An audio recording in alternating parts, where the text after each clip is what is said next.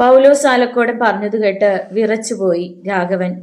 വിശ്വാസം വരാതെ രാഘവൻ പൗലോസ് ആലക്കോടനെ നോക്കി. എങ്ങനെ വിശ്വസിക്കും? അച്ഛൻ തന്നെ മകനെ കൊല്ലിച്ചു എന്ന് പറഞ്ഞാൽ? അവർക്കിടയിൽ എന്തൊക്കെയോ ദുരൂഹതകളുണ്ട് രാഘവൻ. അതെന്താണെന്ന് മാത്രം ഇത്ര നാളായിട്ടും തോമസ് ജോസഫ് ഞങ്ങൾ ആരോടും പറഞ്ഞിട്ടില്ല, ഞങ്ങളൊട്ട് നിർബന്ധിച്ചിട്ടുമില്ല. പൗലോസ് ആലക്കോടൻ തുടർന്നു. ഏതായാലും തോമസ് ജോസഫ് മകനുമായി ഇടഞ്ഞത് അടുത്ത കാലത്താണ്, അതായത് അവൻ്റെ അമ്മയുടെ മരണശേഷം. നാൻസിയുടെ മമ്മി മരിച്ച വിവരം അപ്പോഴാണ് രാഘവൻ അറിയുന്നത് തന്നെ. എന്നെ ജയിലിൽ നിന്ന് പുറത്തിറക്കിയത് ആരാണ്? തോമസ് ജോസഫിന്റെ നിർദ്ദേശാനുസരണം ആഭ്യന്തരമന്ത്രി ജയകൃഷ്ണനാണ് അതിനു വേണ്ട കരുക്കൾ നീക്കിയത്. രാഘവൻ ഒന്ന് മൂളി. അപ്പോൾ ഇതും എല്ലാവരും അറിഞ്ഞുകൊണ്ടുള്ളൊരു കളി തന്നെയായിരുന്നു. ഇനി തനിക്ക് പൗലോസ് ആലക്കോടിൽ നിന്ന് അറിയുവാൻ ഒന്നുമില്ല. അടുത്ത ഇരയെ കണ്ടെത്തണം. അയാൾ ചിലതൊക്കെ ചിന്തിച്ചുറച്ചു. ഞാൻ എല്ലാം പറഞ്ഞില്ലേ രാഘവ, എന്നെ ഇനി മോചിപ്പിക്കരുതോ? പൗലോസ് ആലക്കോടൻ തിരക്കി. തെറ്റുകൾ പൊറുക്കാൻ ഞാൻ കർത്താവൊന്നുമല്ലല്ലോ പൗലോസേ, ഒരു പച്ച മനുഷ്യനല്ലേ. പറ, നീ തന്നെ പറ, നീ ചെയ്ത ഏത് തെറ്റാണ് ഞാൻ പൊറുക്കേണ്ടത്? രാഘവ, വേണ്ട, ഇനി നീ ഒറ്റ അക്ഷരം പറയണ്ട, എനിക്ക് കേൾക്കുകയും വേണ്ട. പറഞ്ഞതും രാഘവൻ സ്റ്റൂൾ ചവിട്ടി മറിച്ചതും ഒരുമിച്ചായിരുന്നു. ആ പൗലോസ് ആലക്കാടന്റെ അലർച്ച ആ ഗോഡൌണിൽ മാറ്റൊലി കൊണ്ടു. വല്ലാത്തൊരു കാഴ്ചയായിരുന്നു അത്. അവിടെ നിന്നിരുന്നവരൊക്കെ കണ്ണുകൾ ഇറുക്കി അടച്ചു. പൗലോസ് കയറിൽ കിടന്ന് പിടഞ്ഞു. അതിനിടെ മലമൂത്ര വിസർജനം നടത്തി. അന്തരീക്ഷത്തിൽ നീന്തുപോലെ കൈകൾ ഇറുക്കി രക്ഷപ്പെടാൻ ഒരു വൈക്കോൽ തുരുമ്പ് തേടുന്നത് പോലെ. നിമിഷങ്ങൾക്കകം അയാളുടെ നാവ് പുറത്തേക്ക് നീണ്ടു. കണ്ണുകൾ തുറച്ചു. അയാൾ കയറിൽ കിടന്ന് ആടി. കഴിഞ്ഞു. രാഘവൻ തിരിഞ്ഞ് ബന്ധനത്തിലായവരെ നോക്കി. നിങ്ങൾക്ക് രക്ഷപ്പെടണ്ടേ? വേണം. വല്ലാത്തൊരു തിടുക്കമുണ്ടായിരുന്നു അവരുടെ ശബ്ദത്തിൽ. ശരി, എങ്കിൽ ഞാൻ അഴിച്ചുവിടാം. പിന്നെ ഈ ഭാഗത്തൊന്നും കണ്ടേക്കരുത്. ഏത് നിമിഷവും പോലീസ് എത്തിയേക്കാം. ഒരാളെ അഴിച്ചുവിട്ടിട്ട് രാഘവൻ പറഞ്ഞു. ബാക്കിയുള്ളവരെ നീ തന്നെ മോചിപ്പിച്ചോളൂ. രാഘവൻ ശ്രദ്ധയോടെ പുറത്തേക്ക് നടന്നു. പൗലോസ് വന്ന ടാറ്റ എസ്റ്റേറ്റിൽ കയറി. പെട്ടി തിരിഞ്ഞ് അത് പാഞ്ഞുപോയി.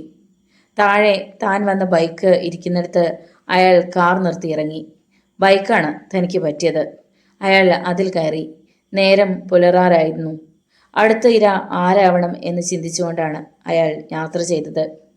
പന്തളം പോലീസ് സ്റ്റേഷനിൽ ഒരു അനോണിമസ് കോൾ. പൗലോസ് ആലക്കോടിന്റെ ബോംബ് നിർമ്മാണശാലയെക്കുറിച്ചായിരുന്നു അത്. അതിനുള്ളിൽ ഒരാൾ തൂങ്ങി നിൽക്കുന്നുവെന്ന് അജ്ഞാതന്റെ ഫോൺ സന്ദേശത്തിൽ ഉണ്ടായിരുന്നതിനാൽ പോലീസ് കർമ്മനിരതരായി. അരമണിക്കൂർ കൊണ്ട് അവർ സംഭവസ്ഥലത്തെത്തി. സംഗതി സത്യമാണെന്ന് കണ്ടു. ചുറ്റും സ്ഫോടക വസ്തുക്കളാണ്. വിവരം ഉടൻ SP മണിശങ്കരെ അറിയിച്ചു. മണിശങ്കർ കുതിച്ചെത്തി. പിന്നെ എല്ലാം വേഗത്തിലായിരുന്നു. തലസ്ഥാനത്ത് നിന്നും പ്രത്യേക സ്ഫോടക വിദഗ്ധരെ കൊണ്ടുവന്നു. കോടിക്കണക്കിന് രൂപ വില വരുന്ന ആയുധങ്ങൾ. ഒരു തീപ്പൊട്ട് പാറി വീണാൽ മതി എല്ലാം ഒരു പിടി ചാരമാവുവാൻ. അതുകൊണ്ട് വളരെ സൂക്ഷിച്ച് കൈകാര്യം ചെയ്തേ പറ്റൂ. പുറത്തുനിന്ന് ആരെയും അകത്തേക്ക് കടത്തിവിട്ടില്ല. എന്നിട്ടും ഏതാനും പത്രപ്രവർത്തകർ അവയുടെ ഫോട്ടോകൾ എടുത്തു. വിവരം കേട്ടറിഞ്ഞ ജനങ്ങൾ റബ്ബർ തോട്ടത്തിൽ തിക്കി തിരക്കി. പക്ഷെ ആർക്കും ആ പരിസരത്തേക്ക് പോലും അടുക്കുവാനായില്ല. പോലീസ് എല്ലായിടത്തും കനത്ത വലയം തീർത്തിരുന്നു. പൗലോസ് ആലക്കോടന്റെ ശവശരീരം പോസ്റ്റ്മോർട്ടത്തിന് കൊണ്ടുപോയി. ഒപ്പം തറയിൽ കിടന്നിരുന്ന ശവശരീരം ഏവരെയും ചിന്താധീനരാക്കി. പൗലോസ് ആലക്കോടന്റെ കാര്യത്തിൽ മണിശങ്കർക്ക് സംശയമൊന്നും ഉണ്ടായിരുന്നില്ല. അതുപോലെ തന്നെ കൊലയാളി രാഘവനാണെന്നും. കാരണം സദാശിവൻ മുതലാളിയുമായി അടുത്ത ബന്ധത്തിലായിരുന്നു പൗലോസ്. അതുകൊണ്ട് മാത്രമല്ല ഇയാൾ കൊല്ലപ്പെട്ടത്. മറ്റെന്തൊക്കെയോ കാരണങ്ങളുമുണ്ട്.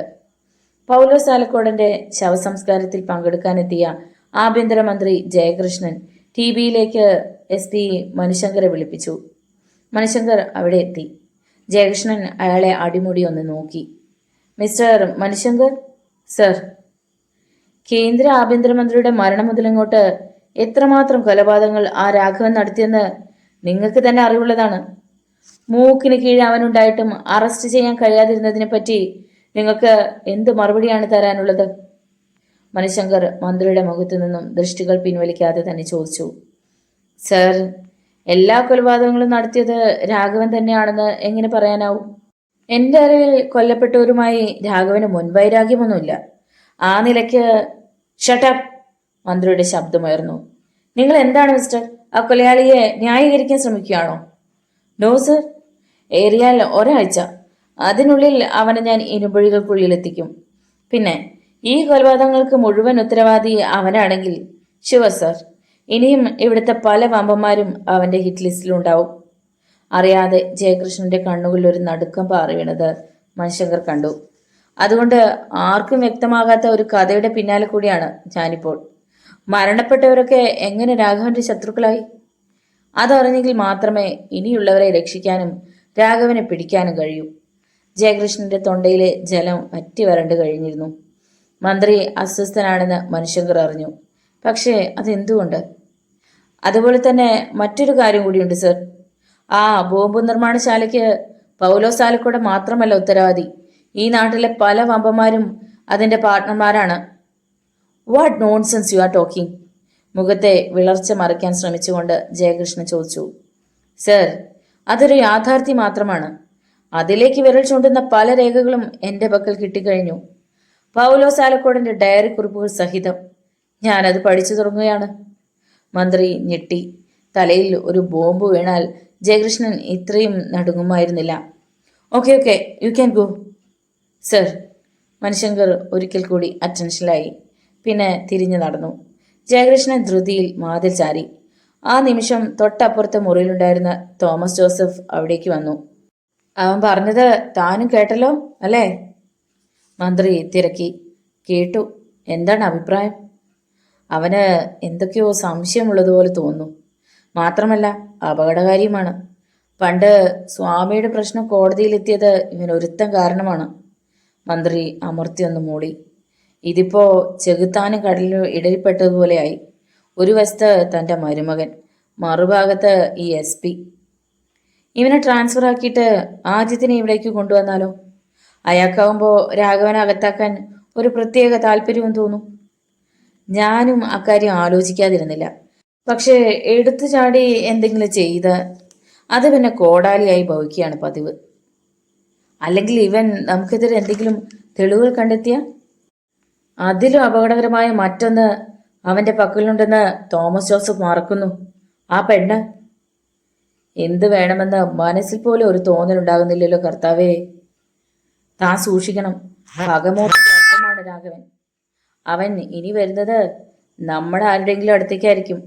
അതുകൊണ്ട് അവന്റെ കാര്യത്തിൽ ഒരു നീക്കുപോക്കുണ്ടാകാതെ ഞാൻ തൽക്കാലം തലസ്ഥാനത്ത് നിന്ന് ഇങ്ങോട്ടില്ല. അപ്പൊ പിന്നെ ഞാൻ ഒറ്റയ്ക്ക് ഇവിടെ? ഒറ്റയ്ക്കല്ല, മറ്റന്നാൾ സ്വാമി ഇങ്ങെത്തുന്നുണ്ട്. എന്തെങ്കിലും ഉപായം അങ്ങേര് കണ്ടെത്തും. എന്നിട്ടും തോമസ് ജോസഫിന് ആശ്വാസം തോന്നിയില്ല. മസ്ജിദ് തകർത്തതിൻ്റെ 5ാം വാർഷികം നാളെയാണ്. അതിനുള്ള പരിപാടികൾ നമ്മൾ ഏർപ്പെടുത്തി കഴിഞ്ഞു. മന്ത്രി ചിരിച്ചു. പൂർവാധികം ഭംഗിയായി അത് നടന്നുകൊള്ളൂ. ഈ നേരത്ത് തൻ്റെ ജിപ്സിയിൽ മുന്നോട്ട് പോവുകയായിരുന്ന SP മണിശങ്കറിന്റെ മനസ്സിൽ നിറഞ്ഞു നിന്നിരുന്നത് ആഭ്യന്തരമന്ത്രി ജയകൃഷ്ണന്റെ മുഖമാണ്. താൻ പറഞ്ഞ ഓരോ കാര്യം കേൾക്കുമ്പോഴും മന്ത്രിയുടെ മുഖത്തുണ്ടായ ഭാവമാറ്റമാണ് ശ്രദ്ധിച്ചിരുന്നത്. തീർച്ചയായും പല കാര്യങ്ങളും മന്ത്രിക്ക് അറിയാം. ബോംബ് നിർമ്മാണശാലയിൽ നിന്നും പൗലോസ് ആലക്കോടിന്റെ ഡയറി കിട്ടിയെന്ന് വെറുതെ ഒന്ന് കാച്ചിയതാണ്. അതേറ്റു. അപ്പോൾ തീർച്ചയായും പൗലോസിന്റെ രഹസ്യരേഖകൾ സൂക്ഷിച്ചിരിക്കുന്നിടത്ത് പലതുമുണ്ടാവും. വൈകിയാൽ അവയൊക്കെ നഷ്ടമാവും. SP ചില തീരുമാനങ്ങളിൽ എത്തിച്ചേരുകയായിരുന്നു. ആ രാത്രി 8 മണിയടിക്കുന്നത് പൗലോസ് ആലക്കോടന്റെ വിസിറ്റിംഗ് റൂമിലിരുന്ന അടുത്ത ബന്ധുക്കൾ കേട്ടു. ശവസംസ്കാരത്തിന് ശേഷം അവരൊക്കെ അവിടെ തങ്ങിയതാണ്. വൈകിട്ട് 5 മണിയോടടുത്തായിരുന്നു ശവസംസ്കാരം. പൗലോസ് ആലക്കോടന്റെ ഭാര്യയും മക്കളുമൊക്കെ തളർന്നു കിടക്കുന്നു. അയാൾക്ക് ഇങ്ങനെ ഒരു പദ്ധതി ഉണ്ടെന്ന് അവർ അറിയുന്നത് അപ്പോഴായിരുന്നു. കനത്ത നിശബ്ദതയായിരുന്നു അവിടെ. പൊടുന്നനെയാണ് ഗേറ്റ് കടന്ന് 4-5 വാഹനങ്ങൾ അകത്തേക്ക് വന്നത്. വിസിറ്റിംഗ് റൂമിൽ ഇരുന്നവർ തലയുയർത്തി നോക്കി. മുന്നിൽ വന്നു നിന്നത് മാരുതി ജിപ്സിയാണ്. അതിൽ നിന്നും SP മണിശങ്കർ ഇറങ്ങി. അതിന് പിന്നിൽ നിന്നിരുന്ന വാഹനങ്ങളിൽ നിന്നും മറ്റു പോലീസ് ഉദ്യോഗസ്ഥന്മാരും. അവിടെ ഉണ്ടായിരുന്നവരുടെ നെറ്റി ചൊളിഞ്ഞു. മണിശങ്കർ അകത്തേക്ക് വന്നു. ആൾക്കാർ എണീറ്റു. മിസ്സിസ് പൗലോസ് ആലക്കോട്? ഒരാൾ അകത്തേക്ക് പോയി. അല്പം കഴിഞ്ഞ് ഒരു സ്ത്രീയെ താങ്ങി പിടിച്ചുകൊണ്ട് പുറത്തേക്ക് വന്നു. അവരുടെ മുഖത്തേക്ക് നോക്കിക്കൊണ്ട് മണിശങ്കർ പറഞ്ഞു, ഞങ്ങൾക്ക് ഈ വീടൊന്ന് സെർച്ച് ചെയ്യണം. അത് കേട്ട് അവിടെ നിന്നവർ മുഴുവനും കിടുങ്ങിപ്പോയി. സർ, ഇത്ര പെട്ടെന്ന് ഇങ്ങനൊരു നീക്കം? പൗലോസ് ആലക്കോടന്റെ ബന്ധുക്കളിൽ ഒരാൾ SP മുഖത്ത് നോക്കി സംസാരിച്ചു. സഗൗരവം മണിശങ്കർ അയാളെ നോക്കി. ഇവിടെയുള്ള ഈ പാവം ജീവികൾക്ക് ഏട്ടന്റെ ഇത്തരം ഇടപാടിനെ കുറിച്ച് യാതൊരുവിധ അറിവും ഉണ്ടായിരുന്നില്ല. അവരാകെ തളർന്നിരിക്കുന്ന ഈ ഒരു അവസരത്തിൽ തന്നെ ഇത് വേണോ സർ? താങ്കൾക്ക് ഇന്നത്തെ ദിവസമെങ്കിലും ഇത് ഒഴിവാക്കിക്കൂടെ? നിങ്ങൾ ആരാണ്? ഞാൻ പൗലോസിന്റെ അനുജനാണ്, വർഗീസ്. എന്തു ചെയ്യുന്നു? ബിസിനസ്സും മറ്റുമായി. ശരി മിസ്റ്റർ വർഗീസ്, എത്ര ഭയങ്കരമായ ഒരു തെറ്റാണ് നിങ്ങളുടെ ജ്യേഷ്ഠൻ ചെയ്തിരിക്കുന്നതെന്ന് അറിയാമോ? അറിയാം സർ, പക്ഷേ മനുഷ്യത്വത്തിന്റെ പേരിൽ. മണിശങ്കർ ചിരിച്ചു.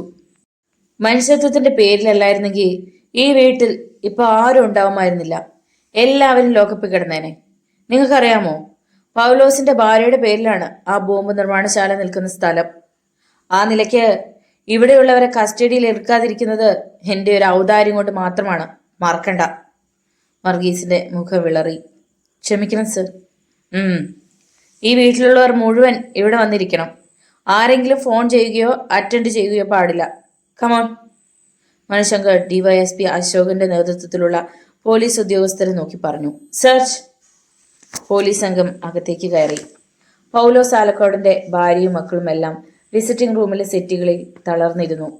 ഫോൺ ശബ്ദിച്ചു. ആരും ഫോൺ എടുത്തില്ല. കുറെ നേരത്തിന് ശേഷം ബെല്ലടി തനിയെ നിന്നു.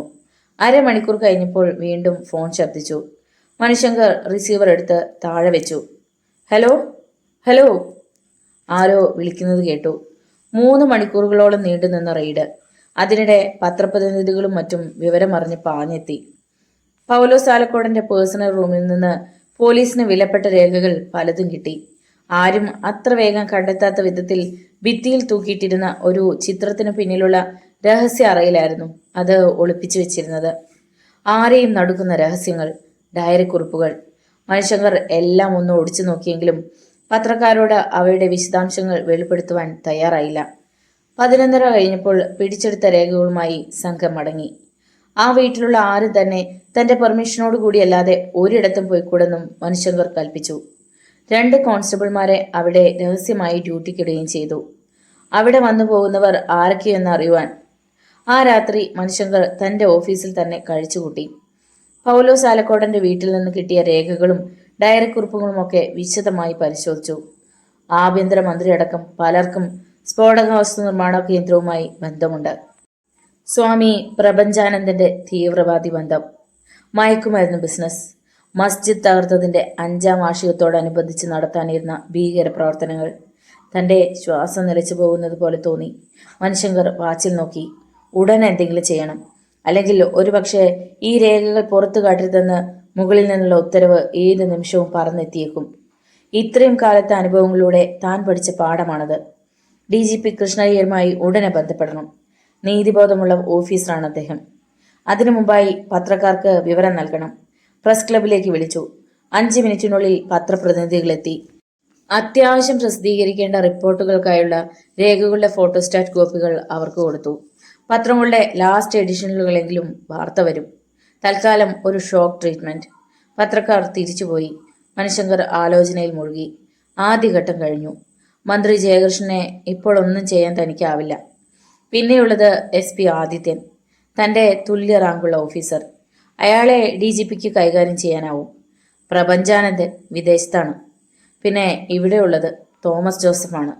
മണിശങ്കർ DYSP അശോകനെ വിളിപ്പിച്ചു. സർ. അശോകൻ മുന്നിലെത്തി. നേരം പുലരും മുമ്പ് തോമസ് ജോസഫിനെ പൊക്കണം. ഒരു വിധത്തിലും രക്ഷപ്പെടാൻ അനുവദിക്കരുത്. സർ. അശോകൻ പോയി. മണിശങ്കർ ഫോണിലേക്ക് നോക്കി. ഇനി കൃഷ്ണയ്യർ സാറിനെ വിളിക്കാം. ഈ രാത്രി ഉറക്കത്തിൽ അദ്ദേഹത്തെ ശല്യപ്പെടുത്തിയേ പറ്റൂ. റിസീവർ എടുത്തു. TBയിൽ നിന്നും തലസ്ഥാനത്തേക്ക് മടങ്ങുവാൻ ഒരുങ്ങുകയായിരുന്നു ആഭ്യന്തരമന്ത്രി ജയകൃഷ്ണൻ. അപ്പോഴും അയാൾക്കരികിൽ തന്നെ ഉണ്ടായിരുന്നു തോമസ് ജോസഫ്. തോമസേ, ഇനി വരുന്ന ദിവസങ്ങൾ നിർണായകങ്ങളാണ്, ജയകൃഷ്ണൻ പറഞ്ഞു.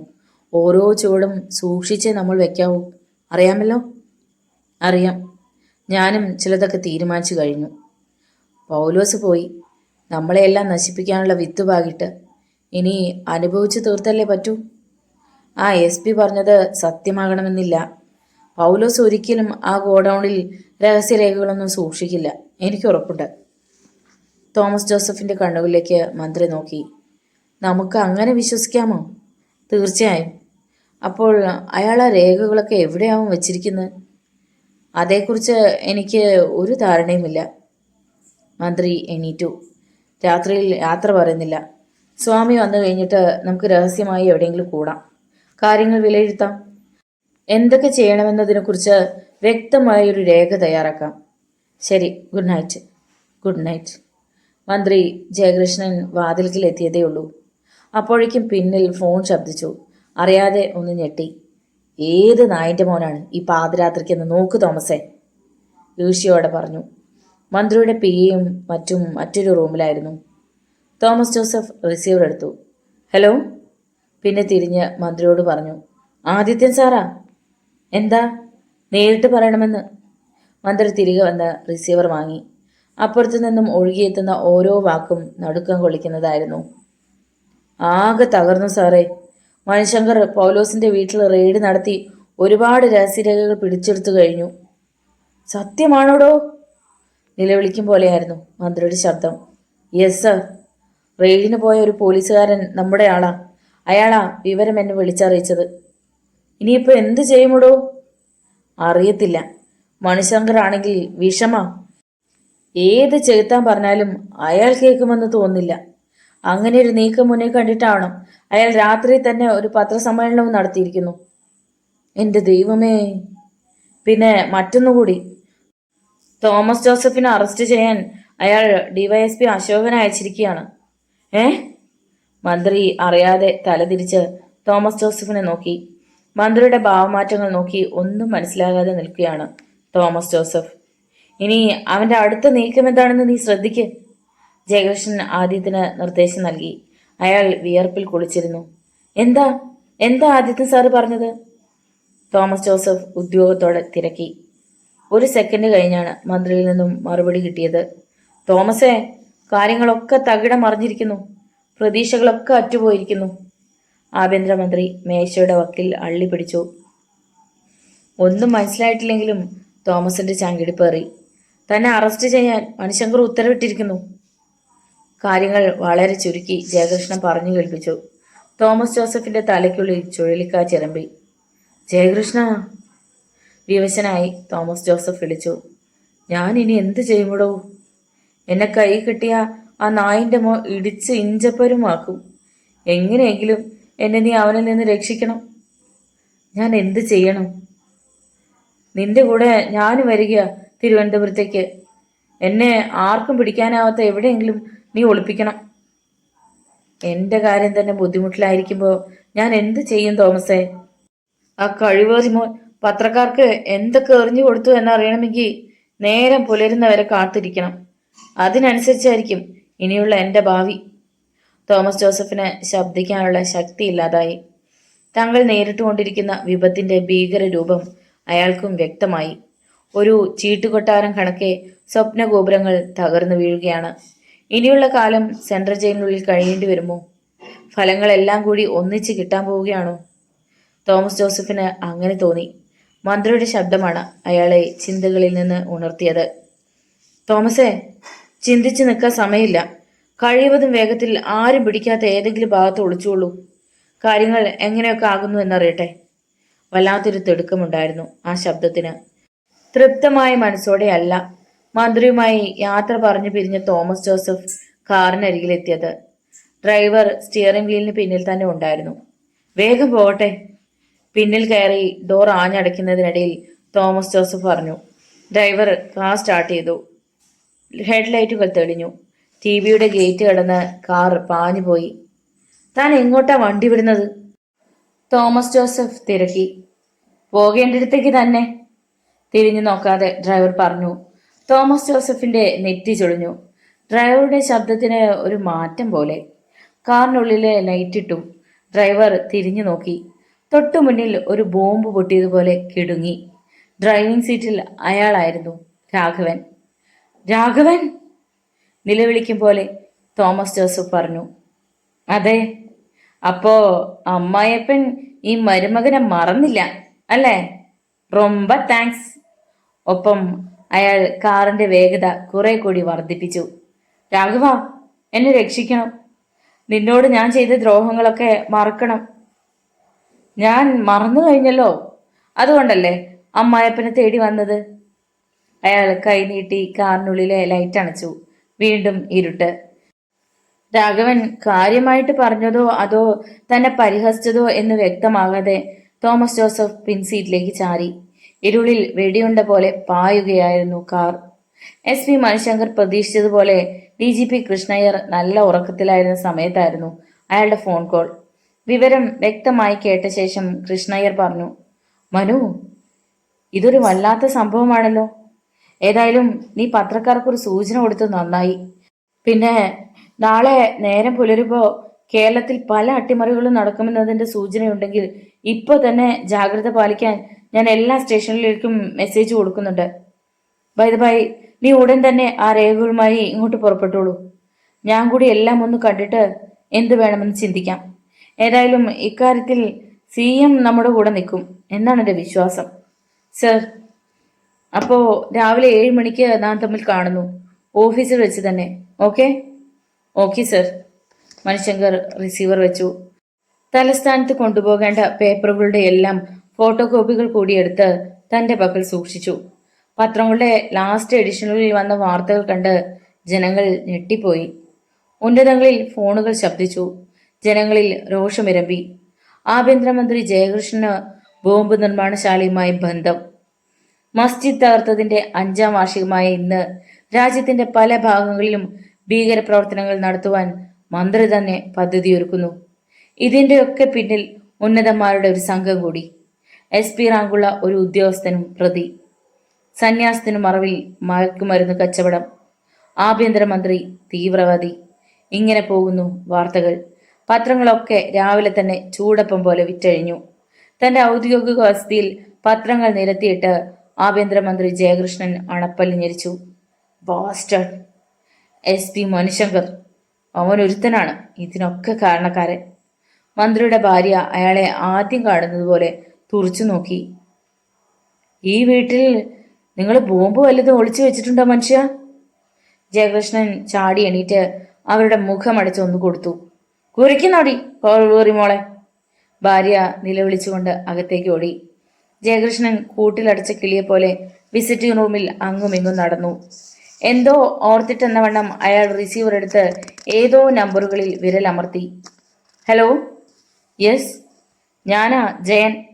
ഇന്നത്തെ പത്രവാർത്തകൾ കണ്ടോ? ഉവ്, ഞാൻ അങ്ങോട്ട് വിളിക്കാൻ ഭാവിക്കുകയായിരുന്നു. നമുക്ക് ഇന്നത്തെ പദ്ധതി ഉപേക്ഷിച്ചാലോ? സോറി, ഇനി അത് നടക്കില്ല. എല്ലാ കാര്യങ്ങളും സജ്ജീകരിച്ച് കഴിഞ്ഞുപോയി. മന്ത്രിയുടെ കയ്യിൽ നിന്നും റിസീവർ വഴുതി വീണു. ഈശ്വര! തുള്ളിയാടുന്ന ഒരു വിലങ്ങ് ജയകൃഷ്ണന്റെ മനസ്സിൽ തെളിഞ്ഞു. പുറത്തൊരു ബഹളം. അയാൾ തുറന്നു കിടന്നിരുന്ന ജനാലയിലൂടെ നോക്കി. വാച്ച്മാൻ ഗേറ്റിന് മുന്നിൽ നിൽക്കുന്നു. പുറത്തു നിൽക്കുന്നവർ പത്രപ്രതിനിധികളാണെന്ന് അയാൾ തിരിച്ചറിഞ്ഞു. ഓടി ഒളിക്കാൻ എന്നവണ്ണം ജയകൃഷ്ണൻ ചകിതഭാവത്തിൽ ചുറ്റും നോക്കി. 6:55 ആയപ്പോൾ SP മണിശങ്കറിന്റെ മാരുതി ജിപ്സി DGP ഓഫീസിന് മുന്നിൽ വന്നു നിന്നു. ഇത്തവണ മണിശങ്കർ ഡ്രൈവറെ കൂടി കൂട്ടിയിരുന്നു. ജിപ്സിയിൽ നിന്ന് ഇറങ്ങുമ്പോൾ തന്നെ മണിശങ്കർ കണ്ടു, DGPയുടെ കാർ അവിടെ കിടക്കുന്നു. കൃഷ്ണയ്യ സർ നേരത്തെ എത്തിയിരിക്കുന്നു.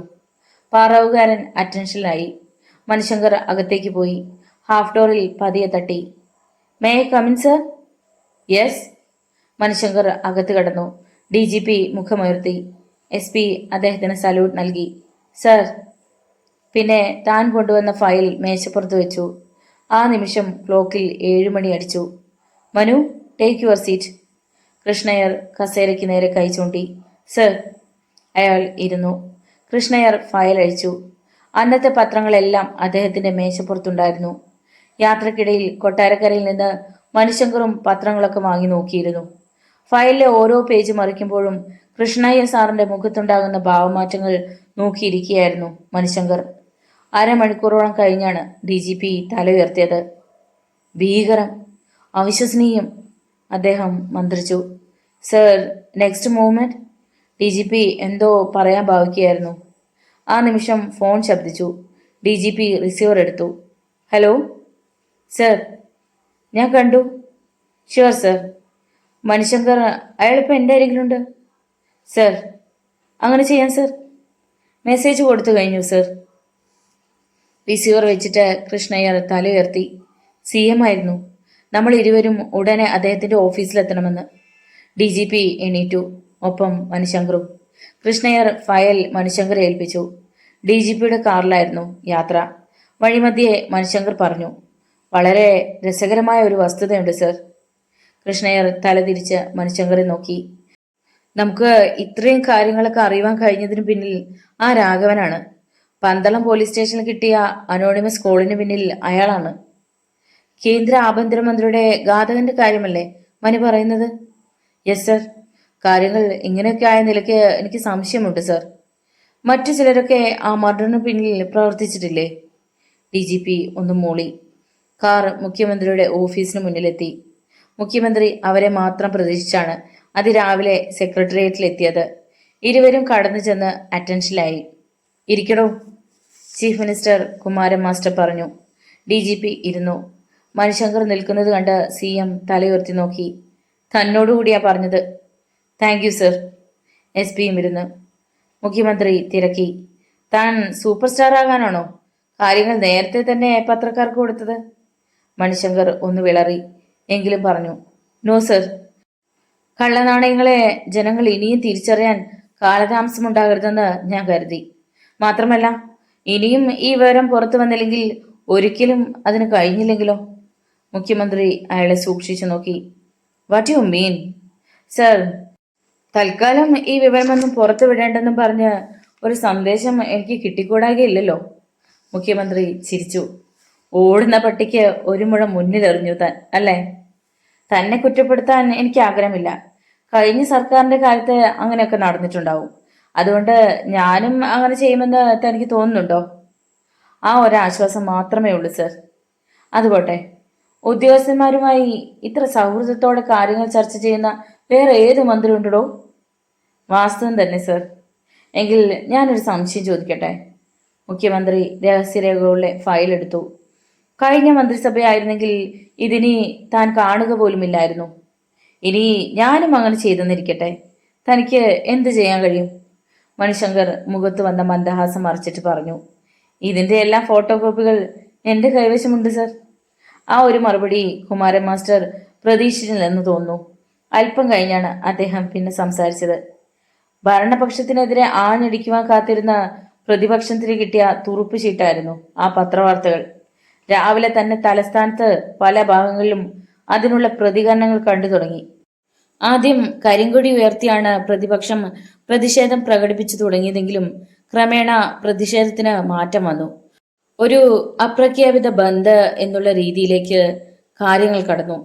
സർക്കാർ വാഹനങ്ങൾക്കും ഓഫീസുകൾക്കും നേരെ കല്ലേറുണ്ടായി. ഒരു സംഘം ആൾക്കാർ ആഭ്യന്തരമന്ത്രി ജയകൃഷ്ണന്റെ വീടിന് നേരെയും കല്ലെറിഞ്ഞു. 8 മണിക്ക് മുമ്പ് തന്നെ തലസ്ഥാനത്തിന് കാക്കിയുടെ നിറം കൈവന്നു. ഏത് അക്രമത്തെയും നേരിടുവാൻ പോലീസ് സജ്ജമായി. കാര്യങ്ങൾ ഇങ്ങനെ ഇരിക്കെയാണ് പത്രത്തിൽ വന്ന മറ്റൊരു വാർത്ത കൂടി യാഥാർത്ഥ്യമായത്. കോഴിക്കോടും തൃശൂരും എറണാകുളത്തും ഒരേ സമയം ട്രെയിനുകളിൽ ബോംബ് സ്ഫോടനം. കോഴിക്കോട് ഓടിക്കൊണ്ടിരിക്കുന്ന ട്രെയിനിലായിരുന്നു സ്ഫോടനം. ഒരു ബോഗി നിശേഷം തകർന്നു. ബാക്കിയുള്ളവ പാളം തെറ്റി. തൃശൂരിൽ നിർത്തിയിട്ടിരുന്ന ട്രെയിനുള്ളിൽ. എറണാകുളത്ത് ട്രെയിൻ യാത്ര പുറപ്പെടും നേരത്ത് നൂറുകണക്കിന് ആൾക്കാരുടെ ശരീരങ്ങൾ ചിതറിപ്പോയി. നിരവധി ആൾക്കാർക്ക് പരിക്കുകൾ. കേരളം കണ്ടിട്ടുള്ളതിൽ വെച്ച് ഏറ്റവും വലിയ ദുരന്തം. കാര്യങ്ങൾ പിടിവിട്ടുപോയി. ഒരിക്കലും സംഭവിച്ചിട്ടില്ലാത്ത ഒരു സംഘർഷാവസ്ഥയാണ് കേരളത്തിൽ ഉണ്ടായത്. എന്തും സംഭവിക്കാവുന്ന അവസ്ഥ. നേരം പുലരും മുമ്പ് തന്നെ രാഘവൻ തോമസ് ജോസഫിനെയും കൊണ്ട് സുരക്ഷിതമായ ഒരു സ്ഥലത്ത് എത്തിക്കഴിഞ്ഞിരുന്നു. പത്തനംതിട്ട സബ് ജയിലിനടുത്തുള്ള ഒരു കൂറ്റൻ കെട്ടിടത്തിനുള്ളിൽ. നിലനികത്തി അതിൽ 5 നിലയിൽ തീർത്ത കെട്ടിടം. പണികളൊന്നും പൂർത്തിയാക്കാത്ത കെട്ടിടത്തിന് ചുറ്റും കാടും പടർപ്പും. അതിന്റെ 5ാമത്തെ നിലയിൽ തന്നെയാണ് രാഘവൻ തോമസ് ജോസഫിനെ എത്തിച്ചത്. അകത്തെ മുറിക്കുള്ളിലെ ഒരു ഷെൽഫിനോട് ചേർന്നുള്ള ഇരുമ്പ് ഹുക്കിൽ തോമസ് ജോസഫിന്റെ കൈകൾ പിന്നിലേക്ക് ബന്ധിച്ച നിലയിൽ നിർത്തിയിരിക്കുകയായിരുന്നു. വായിൽ കുറെ തുണികൾ തിരികെ കയറ്റിയിട്ടുമുണ്ട്. രാഘവൻ ഒരു ഇഷ്ടിക നീക്കിയിട്ട് അതിനു മുകളിലിരുന്നു. പിന്നെ ഒരു സിഗരറ്റ് കത്തിച്ചുകൊണ്ട് അമ്മായപ്പനെ നോക്കി. തോമസ് ജോസഫ് തല കുനിച്ചു കളഞ്ഞു. അവിടെ നിന്ന് നോക്കിയാൽ പത്തനംതിട്ട സബ് ജയിലിന്റെ ഉൾവശം കാണാമായിരുന്നു. അവിടെ സെല്ലുകളിൽ കിടക്കുന്ന കുറ്റവാളികളെ തോമസ് ജോസഫ് കണ്ടു. രാഘവൻ തയ്യാറെടുക്കുകയായിരുന്നു. താഴെ എന്തൊക്കെയോ ബഹളം കേട്ട് അയാൾ കെട്ടിടത്തിന്റെ അരികിലേക്ക് മാറി നിന്ന് എത്തി നോക്കി. ജാഥയായി നീങ്ങുന്ന ജനങ്ങൾ. ആഭ്യന്തരമന്ത്രി ജയകൃഷ്ണനെതിരെയാണ് അവർ മുദ്രാവാക്യം വിളിക്കുന്നത്.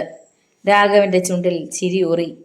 ആരും പ്രതീക്ഷിക്കാത്ത ചില സംഭവങ്ങൾക്കാണ് അന്നത്തെ ദിവസം കേരളം സാക്ഷിയായത്.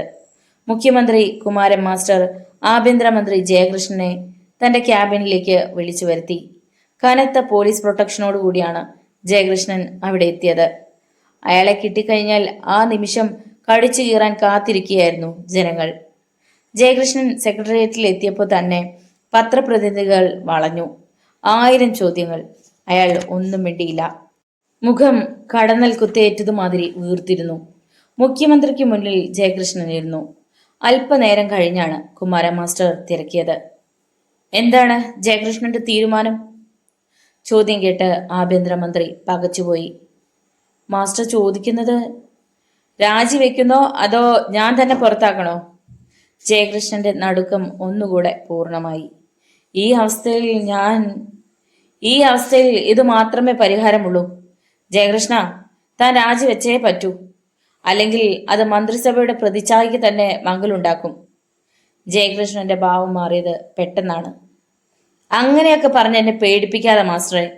തൽക്കാലം രാജിവെക്കാൻ എനിക്ക് ഉദ്ദേശമില്ല. എന്നെ പുറത്താക്കാമെങ്കിൽ ആയിക്കോ, എന്ത് വേണമെന്ന് എനിക്കറിയാം. മുഖ്യമന്ത്രി കുമാരൻ മാസ്റ്റർ ഊറിച്ചിരിച്ചു. ജയകൃഷ്ണൻ ഭീഷണിപ്പെടുത്തുകയാണെന്ന് മനസ്സിലായി. പക്ഷേ അത് വേണ്ടടോ. തൻ്റെ ഈ ഒലത്തിയ ചിരിയൊന്നും എനിക്ക് കാണണ്ട. ഇങ്ങനെ ചിരിച്ചോണ്ട് കഴുത്തിറക്കാൻ യാതൊരു മടിയുമില്ലാത്തവനാ താൻ. ജയകൃഷ്ണ, താൻ അതിരു കടക്കുന്നു. വാക്കുകൾ അനാവശ്യമായി പ്രയോഗിക്കുന്നു. എങ്കിൽ താൻ കൊണ്ടൊരു കേസ് കൊടുക്ക്. ഈ നിമിഷം മുതൽ ഞാനും എൻ്റെ ഒപ്പമുള്ള MLA-മാരും തൻ്റെ കൂടെ ഇല്ല. സന്തോഷം. താനും തൻ്റെ കൂടെയുള്ള 7 MLA-മാരും പോയാലും ഇവിടെ ഒരു ചുക്കും സംഭവിക്കാൻ പോകുന്നില്ലടോ. പെട്ടെന്ന് ജയകൃഷ്ണൻ ചാടി എണീറ്റു. അപ്പോഴിനി താൻ എൻ്റെ ശത്രു. ട്രെയിനുകളിൽ പൊട്ടിയതിന്റെ ബാക്കി ബോംബുകൾ ഇനിയും എൻ്റെ പക്കലുണ്ടോ? അവയിൽ ഒന്നിനി തനിക്കാണ്. ഞാൻ കാത്തിരിക്കാം. പിന്നെ ഈ നിമിഷം മുതൽ താൻ ആഭ്യന്തരമന്ത്രി ജയകൃഷ്ണൻ അല്ല, രാജ്യദ്രോഹി ജയകൃഷ്ണനാണ്. ഭീകരൻ ജയകൃഷ്ണൻ. അതേടോ, ഞാൻ ഭീകരനാണ്. താൻ കാത്തിരുന്നോ, ഇനിയും കണ്ടുമുട്ടേണ്ടി വരും. ജയകൃഷ്ണൻ വെട്ടിത്തിരിഞ്ഞ് തറ ചവിട്ടി കുലുക്കി പുറത്തേക്ക് നടന്നു. കാറിലേക്ക് കയറാൻ ഭാവിക്കുമ്പോൾ പിന്നിൽ നിന്ന് ആരോ വിളിച്ചു, സർ. ജയകൃഷ്ണൻ തിരിഞ്ഞു നോക്കി. DGP കൃഷ്ണയ്യർ. എന്താടോ? ക്ഷമിക്കണം, താങ്കളെ അറസ്റ്റ് ചെയ്യുകയാണ് ഞാൻ. എടാ! ജയകൃഷ്ണൻ മുന്നോട്ട് കുതിക്കാൻ ഭാവിച്ചു. അതിനു മുമ്പ് ഉയർന്ന പോലീസ് ഉദ്യോഗസ്ഥന്മാർ അയാളെ വളഞ്ഞു കഴിഞ്ഞിരുന്നു. പത്രക്കാരുടെ ക്യാമറകൾ മിന്നി. അതേ സമയത്ത് IG രഘുനാഥ വർമ്മയുടെ നേതൃത്വത്തിലുള്ള സംഘം സസ്പെൻഷൻ ഉത്തരവുമായി SP ആദിത്യന്റെ അരികിലെത്തുകയും അയാളെ അറസ്റ്റ് ചെയ്യുകയും ചെയ്തിരുന്നു. SP മണിശങ്കർ ജനറൽ ഹോസ്പിറ്റലിലെത്തി. ആ യുവതിക്ക് അപ്പോഴും സ്വബോധം കിട്ടിയിരുന്നില്ല. ഡോക്ടർമാർക്ക് ഒന്നും തീർത്തു പറയാനില്ല. 24 മണിക്കൂറുകൾ കൂടി പ്രതീക്ഷിക്കാം. അപ്പോഴും കണ്ണു തുറന്നില്ലെങ്കിൽ കോമയിൽ തന്നെ ആയിരിക്കും ഇനി. ഒരു ഡോക്ടറുടെ അഭിപ്രായം അതായിരുന്നു. മണിശങ്കർ ആ യുവതിയുടെ ഫോട്ടോ എടുപ്പിച്ചു. ഇതുവരെയും അവളെ കാണാനില്ല എന്ന് പറഞ്ഞ് പോലീസിൽ ആരും പരാതിപ്പെട്ടിട്ടില്ല. ആ നിലയ്ക്ക് ഇനി ചിത്രം TV-യിൽ കൊടുക്കുക, അതായിരുന്നു മണിശങ്കറുടെ തീരുമാനം. രാഘവൻ എണീറ്റു. പുറത്ത് വെയിൽ കത്തിക്കാളുകയാണ്. അയാളുടെ ഓരോ ഭാവവും ശ്രദ്ധിച്ചുകൊണ്ട് വിവശനായി തോമസ് ജോസഫ് നിൽപ്പുണ്ടായിരുന്നു. രാഘവൻ മുന്നോട്ടെടുത്തു. തോമസ് ജോസഫിന്റെ മുഖത്ത് പേടി നിറഞ്ഞു. നിങ്ങളെ കൊല്ലണോ വേണ്ടയോ എന്ന് ഇതുവരെയും ഞാൻ തീരുമാനിച്ചിട്ടില്ല. നേർത്ത ചിരിയോടെയാണ് രാഘവൻ പറഞ്ഞത്. പക്ഷേ ഒന്നുണ്ട്, എൻ്റെ ചോദ്യങ്ങൾക്കെല്ലാം സത്യസന്ധമായ ഉത്തരം തരണം. തോമസ് ജോസഫ് തലകുലുക്കി. നിങ്ങളുടെ വായിൽ നിന്ന് തുണി മാറ്റുകയാണ്. ബഹളം വെച്ച് ആളെ കൂട്ടാമെന്നോ മറ്റോ വ്യാമോഹിക്കുന്നുണ്ടെങ്കിൽ അത് വേണ്ട. ഇവിടെ നിന്ന് നിങ്ങളെ ഞാൻ വലിച്ചെറിയും. താഴെ ടാറിട്ട റോഡിൽ ഒരു കോഴിമുട്ട പോലെ നിങ്ങൾ ചിതറിപ്പോകും. താൻ ബഹളം വയ്ക്കില്ലെന്ന ഭാവത്തിൽ തോമസ് ജോസഫ് തലയിളക്കി. രാഘവൻ അയാളുടെ വായിൽ നിന്നും തുണി മാറ്റി. എനിക്കിത്തിരി വെള്ളം വേണം, തോമസ് ജോസഫ് യാചിച്ചു. ഇല്ല, ഇനി രാത്രിയാകാതെ ഇവിടേക്ക് ഒന്നും കൊണ്ടുവരാൻ കഴിയില്ല. തോമസ് ജോസഫിന്റെ നാവ് വരണ്ടിരുന്നു. അയാൾ വല്ലാതെ കിതച്ചു. രാഘവൻ ഒരു സിഗരറ്റ് കൂടി കത്തിച്ചു. ചോദ്യം തുടങ്ങുകയാണ്. നാൻസി എവിടെ? തോമസ് ജോസഫ് അയാളെ തുറിച്ചു നോക്കിയതല്ലാതെ ഒന്നും പറഞ്ഞില്ല. കളവ് പറഞ്ഞ് രക്ഷപ്പെടാമെന്ന് കരുതണ്ട. എല്ലാം അറിഞ്ഞുകൊണ്ട് തന്നെയാണ് ഞാൻ വന്നിരിക്കുന്നത്. അവളിപ്പോ ജനറൽ ഹോസ്പിറ്റലുണ്ട്. അവിടെ ഇന്റൻസീവ് കെയർ യൂണിറ്റിൽ. രാഘവന്റെ നെഞ്ചിരിപ്പേറി. അവൾക്ക് എന്തു പറ്റി? കുത്തുകൊണ്ടു. അയാൾ അണപ്പല്ല് കടിച്ചമർത്തി. ആരാണ് അവളെ കുത്തിയത്? പൗലോസ് ആലക്കോടന്റെ ആൾക്കാർ. അങ്ങും ഇങ്ങും തൊടാതെ പറഞ്ഞിട്ട് കാര്യമില്ല. എല്ലാം വ്യക്തമായി പറയൂ. അവളെ പൗലോസ് ആലക്കോടൻ നിങ്ങളുടെ അരികിൽ എത്തിച്ചിരുന്നല്ലേ? എത്തിച്ചിരുന്നു. ഇനി ഒന്നും ഒളിച്ചിട്ട് കാര്യമില്ലെന്ന് തോന്നി അയാൾ പറഞ്ഞു തുടങ്ങി. അവളെ കൊല്ലാനായി കൊണ്ടുപോയതാണ് പൗലോസ് ആലക്കോടന്റെ ആൾക്കാർ. പക്ഷെ വഴിമധ്യേ ജീപ്പ് നിർത്തിയപ്പോൾ അവൾ ഇറങ്ങി ഓടി. അവർ പിന്നാലെ. നിർഭാഗ്യവശാൽ അവൾ ചെന്ന് കയറിയത് SP മനുശങ്കറിന്റെ വീട്ടിലാണ്. പിന്നിൽ നിന്ന് അവർ കുത്തിയെങ്കിലും ഇനിയും അവൾ മരിച്ചിട്ടില്ല. രാഘവന്റെ ശ്വാസഗതിക്ക് വേഗതയേറി. ഇനിയും ദുരൂഹതകൾ ഒരുപാട് കിടക്കുന്നു. എന്തിനാണ് നാൻസിയെ നിങ്ങൾ തട്ടിക്കൊണ്ടുപോകാൻ ഏർപ്പാട് ചെയ്തത്? പിന്നെ അവളെ കൊല്ലാൻ കൊടുത്തയച്ചത്? അത് പറയണമെങ്കിൽ വർഷങ്ങൾക്ക് പിന്നിലേക്ക് പോകണം. അതിനു മുമ്പ് ഒന്ന് പറയാം. നാൻസിയുടെയും ജോർജ് ജോസഫിൻ്റെയും ഒന്നും അച്ഛൻ ഞാനല്ല. രാഘവൻ വല്ലാതെ കിടുങ്ങിപ്പോയത് ഇപ്പോഴാണ്. പിന്നെ നിങ്ങൾ? ഞാൻ അവരുടെ ഡ്രൈവറായിരുന്നു. രാഘവൻ പകച്ചുപോയി.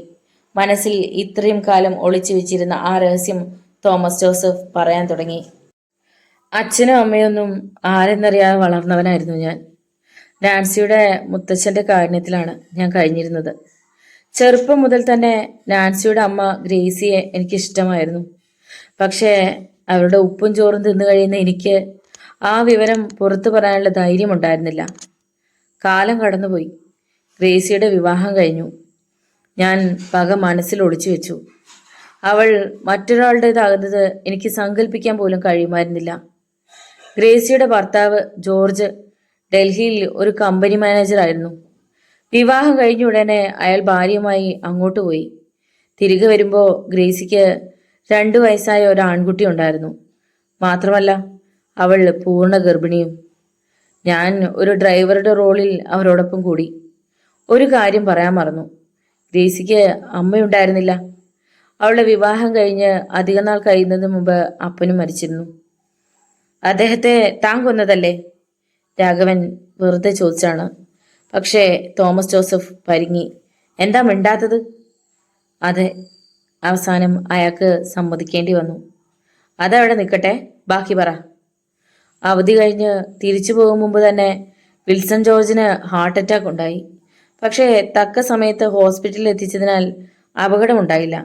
എന്നാൽ ജോലി സ്ഥലത്തേക്ക് മടങ്ങി അധികകാലം കഴിയും മുമ്പ് അയാൾക്ക് വീണ്ടും അറ്റാക്ക് വന്നു. അതോടെ ഡൽഹി ഉപേക്ഷിച്ച് അയാൾ ഇവിടെ ചേക്കേറി. ഇതിനിടെ ഗ്രേസി ഒരു പെൺകുഞ്ഞിന് ജന്മം നൽകിയിരുന്നു. 1 വർഷമെങ്കിലും കഴിഞ്ഞിട്ടുണ്ടാവും. വീട്ടിൽ കൊച്ചു കുഞ്ഞൊഴികെ ആരുമില്ലാതിരുന്ന ഒരു ദിവസം കുളി കഴിഞ്ഞ് വസ്ത്രം മാറുകയായിരുന്ന ഗ്രേസിയെ ഞാൻ ബലമായി കീഴ്പ്പെടുത്തി. ആ രംഗം തോമസ് ജോസഫിന്റെ മനസ്സിൽ തെളിഞ്ഞു നിൽക്കുകയായിരുന്നു. സംതൃപ്തമായ മനസ്സോടെ തന്റെ ശരീരത്തിൽ നിന്ന് എണീറ്റ് തോമസ് ജോസഫിനെ ഗ്രേസി പകയോടെ നോക്കി. വായിൽ വന്ന ചീത്തയൊക്കെ വിളിച്ചു. അവളുടെ കണ്ണുകളിൽ നിന്ന് അഗ്നി വമിക്കുന്നുണ്ടെന്ന് അയാൾക്ക് തോന്നി. എന്റെ ശരീരം അശുദ്ധമാക്കാനേ നിനക്ക് കഴിഞ്ഞിട്ടുള്ളൂടെ നായേ, അവൾ ചീറി. ഇത്രയും നാൾ ആട്ടിൻ തോലിട്ട ചെന്നായായി നീ കൂടെ കഴിഞ്ഞിട്ട് മനസ്സിലാക്കാതെ പോയത് ഞങ്ങളുടെ തെറ്റ്. പക്ഷേ ഇനി നിനക്ക് മാപ്പില്ല. വസ്ത്രം വാരി ചുറ്റിക്കൊണ്ട് കൊടുങ്കാറ്റ് പോലെ ഗ്രേസി പുറത്തേക്ക് പോയി. അവൾ ടെലിഫോൺ അരികിൽ എത്തുന്നതും റിസീവർ എടുത്ത് ഏതോ നമ്പറുകൾ കറക്കുന്നതും നടുക്കത്തോടെ നോക്കി നിൽക്കാനേ തോമസ് ജോസഫിന് കഴിഞ്ഞുള്ളൂ. തോമസ് ജോസഫിന്റെ മനസ്സിൽ അപകടത്തിന്റെ കുഴൽവിളി ഉയരുകയായിരുന്നു. ഗ്രേസി ഫോൺ ചെയ്യുന്നത് വിൽസൺ ജോർജിനെ ആയിരിക്കും. അങ്ങനെ വന്നാൽ തന്റെ കാര്യം കഴിഞ്ഞു. പാടില്ല. എവിടെ നിന്നോ വീണ് കിട്ടിയ ധൈര്യവുമായി അയാൾ മുന്നോട്ട് കുതിച്ചു. ഫോണിന്റെ കണക്ഷൻ വലിച്ചു പറിച്ചെറിഞ്ഞു. അങ്ങനെ നീ ഇപ്പോൾ ഒരുത്തനും ഫോൺ ചെയ്യേണ്ടടി.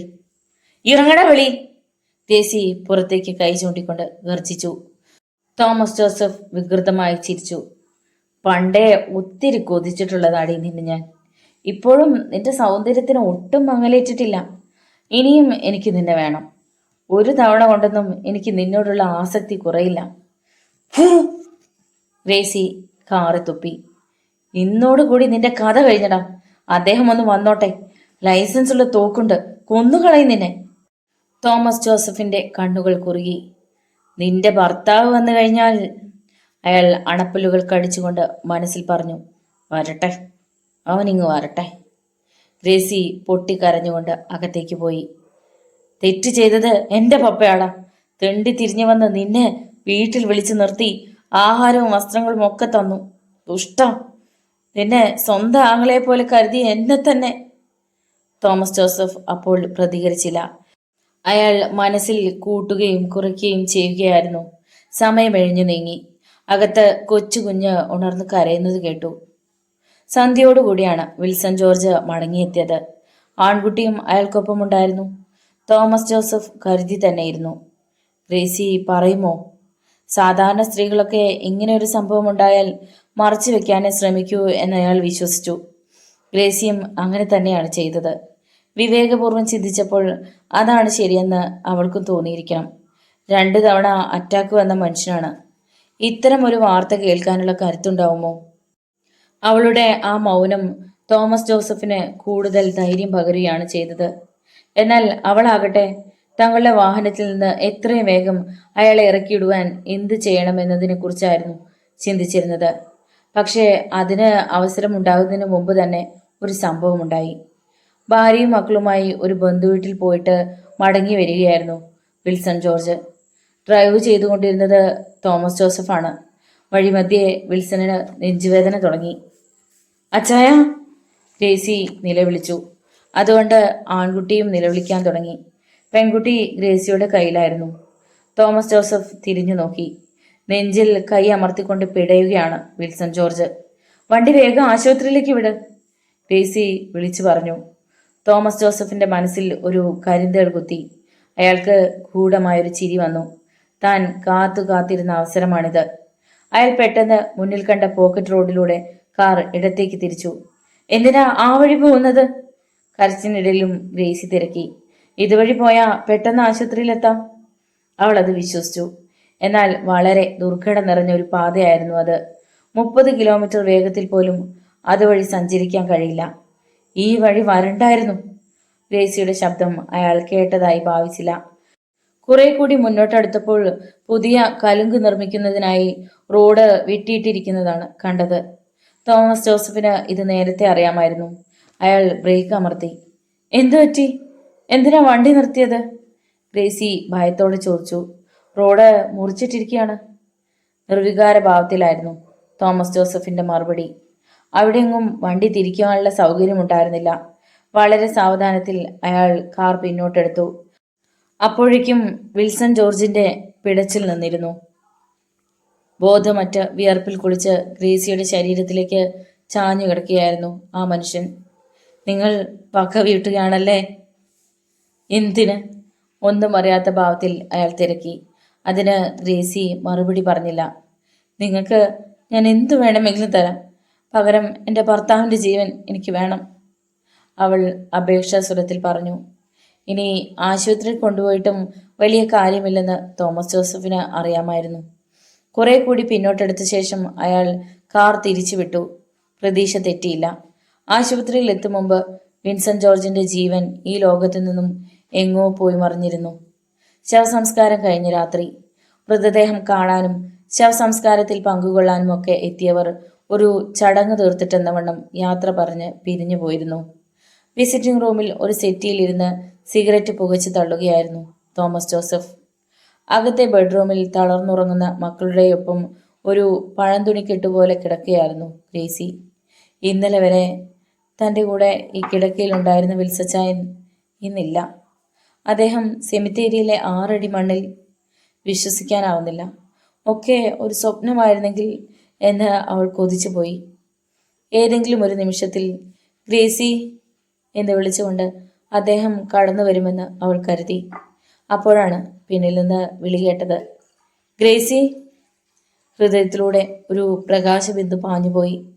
ഉത്കടമായ വ്യതകൾക്കിടയിലും സന്തോഷത്തോടെ അവൾ തിരിഞ്ഞു നോക്കി. പക്ഷേ പിന്നിൽ നിന്നിരുന്നത് തോമസ് ജോസഫായിരുന്നു. ഒരു ഉന്മാദിനിയെ പോലെ അവൾ ചാടി എണീറ്റു. അയാൾക്ക് നേരെ കൈ ചൂണ്ടി അലറി. ഇറങ്ങടാ, നന്ദിയില്ലാത്ത തെണ്ടി! ഇനി മേൽ എന്റെ മുന്നിൽ വന്ന കൊന്നാളെ ഞാൻ! ഒരായുധത്തിനായി അവളുടെ കണ്ണുകൾ ചുറ്റും പരതി. അണപ്പല്ലുകൾ കടിച്ചമർത്തിക്കൊണ്ട് അവൾ മുന്നോട്ട് വന്നു. നീ ഒരുത്തനാണ് എന്റെ ഭർത്താവിനെ കൊന്നത്. അതെ, അല്ലെന്ന് ഞാൻ പറഞ്ഞില്ലല്ലോ. നിന്റെ കഴുത്തിൽ ഞാൻ കൊലക്കയർ വീഴ്ത്തും. എന്റെയോ? അയാൾ ഉച്ചത്തിൽ ചിരിച്ചു. നിന്റെ ഭർത്താവ് മരിച്ചത് ഹാർട്ട് അറ്റാക്ക് വന്നാണ്. അതിന് നീ എനിക്കെതിരെ എന്ത് കാട്ടാനാണ്? ഗ്രേസി അയാളുടെ ഷർട്ടിൽ കുത്തിപ്പിടിച്ച് കുലുക്കി. എന്തിനാടാ നീ എന്റെ പാവ അച്ചായനെ കൊന്നത്? നിന്നെ നേടാൻ. ഒട്ടും കൂസാതെയായിരുന്നു തോമസ് ജോസഫിന്റെ മറുപടി. അവൾ സർവശക്തിയും ഉപയോഗിച്ച് അയാളുടെ കരണത്തടിച്ചു. അയാൾ ആ കൈകൾ ബലമായി പിടിച്ചു. ഇല്ലടാ, ഇനി എന്റെ ശവം പോലും നിനക്ക് കിട്ടില്ല. ഈ നിമിഷം ഇറങ്ങണം ഇവിടെ നിന്ന്. പരിഹാസഭാവത്തിൽ അയാൾ ചിരിച്ചു. ഇനി ഞാൻ ഇവിടെ നിന്ന് ഇറങ്ങുമെന്ന് നീ കരുതുന്നുണ്ടോ? ഇനി നമ്മുടെ കിടപ്പറയാണിത്. നിന്റെ ഭർത്താവാണ് ഞാനെന്ന് കരുതിയാൽ പ്രശ്നം തീർന്നു. ഇല്ലടാ, നിന്റെ ആ മോഹം നടക്കാൻ പോകുന്നില്ല. നടക്കുമടി, അല്ലെങ്കിൽ ഞാൻ നടത്തും.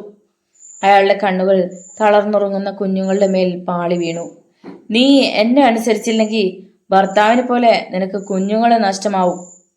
ഗ്രേസി ഭയത്തോടെ അയാളെ നോക്കി. കുഞ്ഞുങ്ങളുടെ കാര്യം പറഞ്ഞപ്പോൾ അവൾക്ക് ഭയമായി. പക്ഷേ അത്ര വേഗമൊന്നും എന്നെ അനുസരിക്കുവാൻ അവൾ ഒരുക്കമല്ലായിരുന്നു. ഇതിനിടെ ഞാൻ മറ്റൊന്നുകൂടി അറിഞ്ഞു.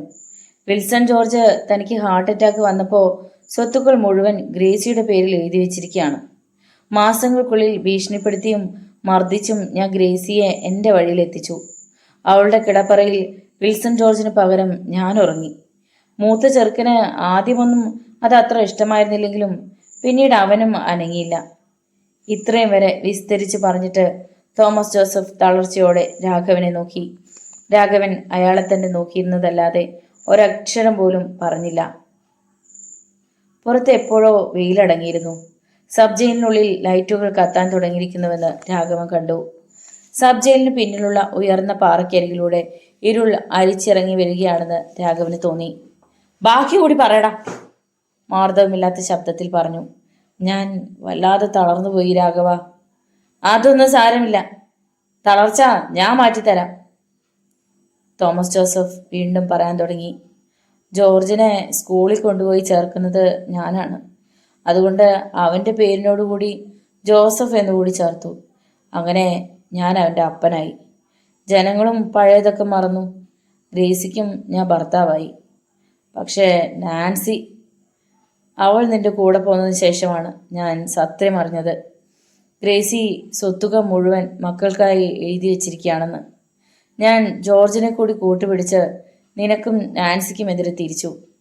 അവളുടെ പേരിലുള്ള സ്വത്തുക്കൾ തിരിച്ചെഴുതി വാങ്ങുകയായിരുന്നു ഉദ്ദേശം. എന്നാൽ ഭീമമായ സ്വത്തിൻ്റെ ഉടമയാണെന്ന് നാൻസിക്കും അറിയില്ലായിരുന്നു. നാൻസിയിൽ നിന്നും സ്വത്ത് എഴുതി വാങ്ങുന്നതിനാണ് നിന്നെ ഞങ്ങൾ ഗുരുദാസിനെയും ഭാര്യയുടെയും കൊലപാതകങ്ങളിൽ കുരുക്കിയത്. അതുകൊണ്ട് പലർക്കും നേട്ടമുണ്ടായി. പക്ഷേ അവസാന നിമിഷത്തിൽ ജോർജ് കാലുമാറി. അവനും പെങ്ങളോട് സിമ്പതി. അതുകൊണ്ടാണ് നീ ജയിലിൽ പോയിട്ടും സ്വത്തുക്കൾ തിരിച്ചെഴുതാൻ കഴിയാതെ പോയത്. അവസാനം ജോർജ് MP ആയി, കേന്ദ്ര ആഭ്യന്തരമന്ത്രിയായി. ഇതിനിടയിലാണ് ഗ്രേസിയുടെ മരണം. മരിക്കും മുമ്പ് അവൾ മകന്റെ കാതുകളിൽ ഓതിക്കൊടുത്തു, ഞാൻ അവൻ്റെ തന്തയല്ലെന്ന്. പഴയകാല സംഭവങ്ങളും ഒന്നും വിട്ടുപോകാതെ മകനോട് പറഞ്ഞു. ഇത്രയും കാലം ആ കൂത്തിച്ചി എന്നോടുള്ള പക മനസ്സിൽ കാത്തു സൂക്ഷിക്കുന്നുണ്ടെന്ന് ഞാൻ ചിന്തിച്ചിരുന്നില്ല. അല്ലെങ്കിൽ എന്നെ അവളെയും അങ്ങേ ലോകത്തേക്ക് പാഴ്സൽ ചെയ്തേനെ. എല്ലാം അറിഞ്ഞ് ജോർജും എനിക്കെതിരായി. അവസാനം കാര്യങ്ങളെല്ലാം എൻ്റെ കൈപ്പിടിയിൽ ഒതുങ്ങുവാൻ ഞാൻ കണ്ടെത്തിയ മാർഗമാണ് ജോർജിനെ വധിക്കുക എന്നത്. അതും നിന്നെക്കൊണ്ട് കൊല്ലിക്കുക. നാൻസിയിൽ നിന്നും സ്വത്ത് എഴുതി വാങ്ങുക, പിന്നെ അവളെയും തട്ടുക. പറഞ്ഞു നിർത്തും മുമ്പ് രാഘവൻ കൈ ചുരുട്ടി ഇടിച്ചു. തോമസ് ജോസഫിന്റെ മുഖം ചതഞ്ഞു. മൂക്കിലൂടെയും വായിലൂടെയും ചോര ഒലിച്ചു. നീ അപ്പോൾ വിജയത്തിന്റെ തൊട്ടടുത്ത് വരെ എത്തി അല്ലേ? തോമസ് ഞരങ്ങി. നീ ഈ കാര്യങ്ങളൊക്കെ പോലീസിൽ ഏറ്റു പറയാമോ? പറയാം. അയാളുടെ കണ്ണുകളിൽ പ്രത്യാശയുടെ തിളക്കം. വേണ്ട, എനിക്ക് വിശ്വാസം പോരാ. നിയമത്തിന്റെ തലനാരിഴയിലൂടെ നീ രക്ഷപ്പെടും. അതിനി വേണ്ട. നിന്റെ വിധി നടപ്പാക്കുന്നത് ഞാൻ തന്നെ. രാഘവൻ അയാളെ ബന്ധന വിമുക്തനാക്കി. കൊല്ലല്ലേ രാഘവ. ദയനീയമായ ആ അപേക്ഷ അയാൾ കേട്ടില്ല. ആസുരമായ ശക്തിയോടെ തോമസ് ജോസഫിനെ എടുത്ത് തന്റെ തലയ്ക്ക് മുകളിൽ വട്ടം കറക്കി. പിന്നെ കെട്ടിടത്തിന്റെ തെക്കേ മൂലയിലേക്ക് പോയി. ഹെഡ്ലൈറ്റ് ഇട്ടുകൊണ്ട് പായുന്ന വാഹനങ്ങൾ താഴെ കണ്ടു. അയാൾ തോമസ് ജോസഫിനെ താഴേക്ക് വലിച്ചെറിഞ്ഞു. റോഡിലേക്ക്, അന്തരീക്ഷത്തിലൂടെ താഴേക്ക് ഒരലർച്ച അകന്നുപോയി. നോവലിന്റെ തുടർന്നുള്ള ഭാഗങ്ങൾ കേൾക്കുവാൻ വേണ്ടി ചാനൽ സബ്സ്ക്രൈബ് ചെയ്യുക. നിങ്ങളുടെ വിലയേറിയ അഭിപ്രായങ്ങളും നിർദ്ദേശങ്ങളും കമന്റ് ബോക്സിൽ അറിയിക്കുക. വീഡിയോ ഇഷ്ടമായാൽ ഒന്ന് ലൈക്ക് ചെയ്ത് മറ്റു സുഹൃത്തുക്കൾ കൂടി ഷെയർ ചെയ്ത് നൽകുക. നന്ദി. വീണ്ടും കാണാം, വീണ്ടും കേൾക്കാം.